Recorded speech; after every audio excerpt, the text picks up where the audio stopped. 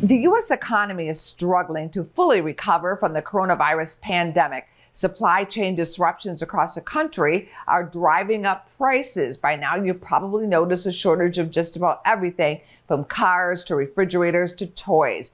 John Drake, the Vice President for Supply Chain Policy at the U.S. Chamber of Commerce, is here to bring us up to date. When do you think this will get better?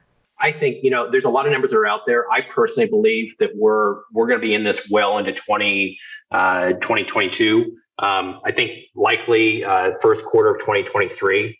If you take into account that, the backups that we're seeing at the ports are not going to be resolved in the next 4 to 5 weeks. It's going to take months to work through that backlog. And then if you also take into account that you have the Chinese New Year, which always leads to shipping delays, and that you also have the West Coast ports, the labor negotiations with the longshoremen are due for next summer as well.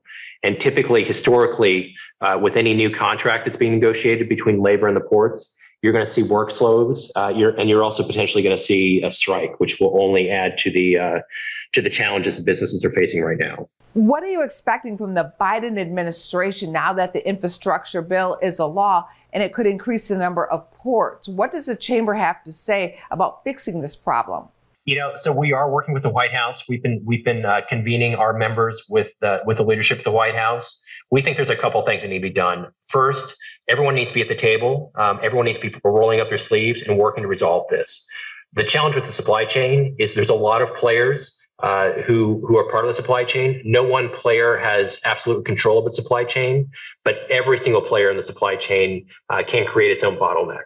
So we need everyone at the table kind of working together to resolve this in real time. The second thing is we need our ports to be working better. If you take a look at LA and Long Beach, for example, the reason people hear about LA and Long Beach so often is because 40% of all imports in this country travel through those two ports. But if you look at how they rank in comparison with the rest of the world, there are more than 300 ports all over the world that do better. They do better at unloading ships. They do better at putting those containers onto trucks or onto trains and getting them underway. And if you take into account that some of those ports are Chinese ports, they're ports in third world countries, it's simply inexcusable that we do so poorly, especially when you take into account how important our ports are to our competitiveness overseas and to job creation and growing our economy. Where does the chamber stand on U.S. businesses being ordered to have their employees vaccinated?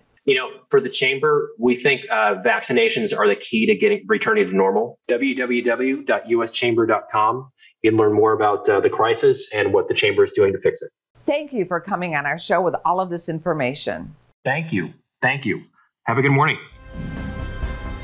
Go to businessfirstam.com for where to see our show on TV.